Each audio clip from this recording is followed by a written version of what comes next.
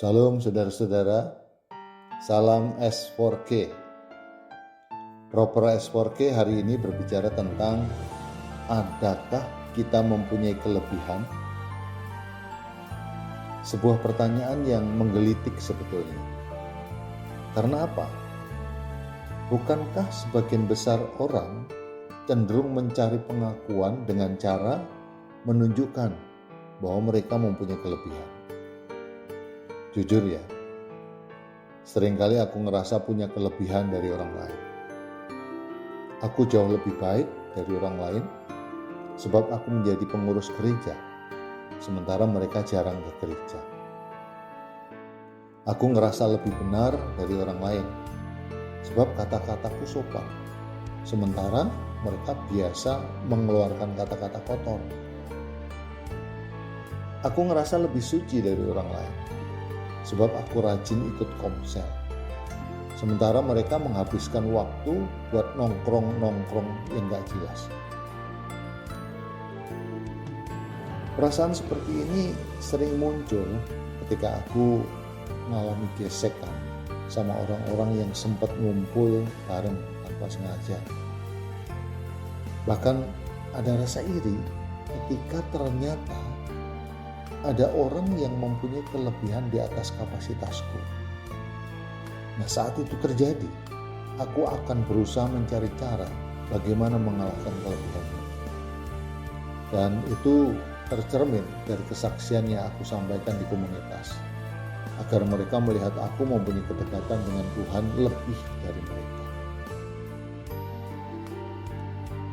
Aku sering bersaksi tentang kebanggaanku atas pencapaian yang aku lakukan dalam melayani Tuhan.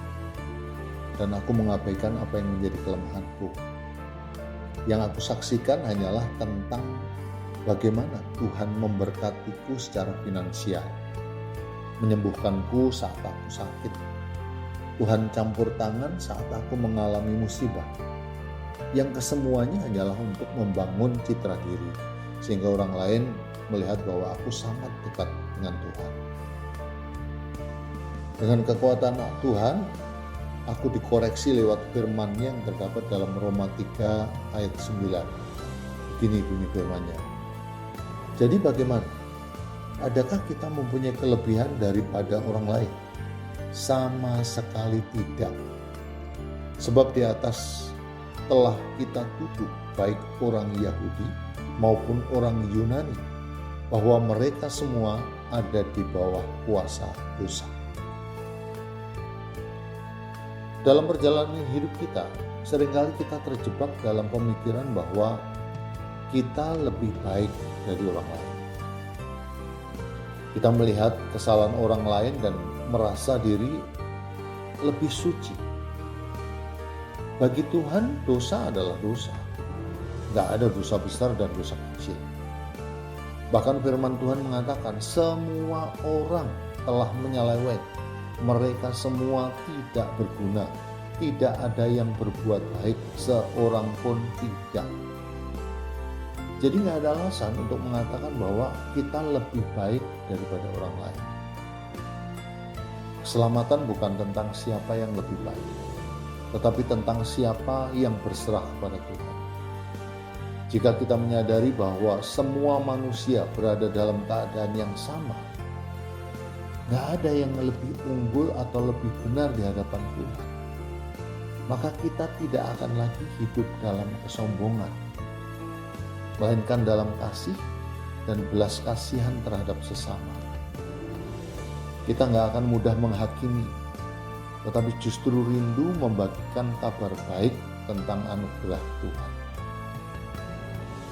Di mata Tuhan kita semua sama, gak lebih tinggi dan gak lebih rendah.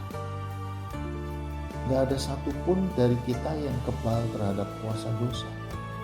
Semua orang tanpa memandang latar belakang berada di bawah kuasa dosa. Betapa kuatnya pengaruh dosa dalam hidup kita. Dosa bukan hanya tentang tindakan buruk, tetapi juga tentang sikap hati kita yang buruk. Ketika kita berbangga atas apa yang kita lakukan, kita seringkali mengabaikan kelemahan kita sendiri. Firman Tuhan yang kita terima tidak berdampak pada perilaku kita. Dia hanya memenuhi daya intelektual kita dan membuat kita seperti tahu isi semua Alkitab.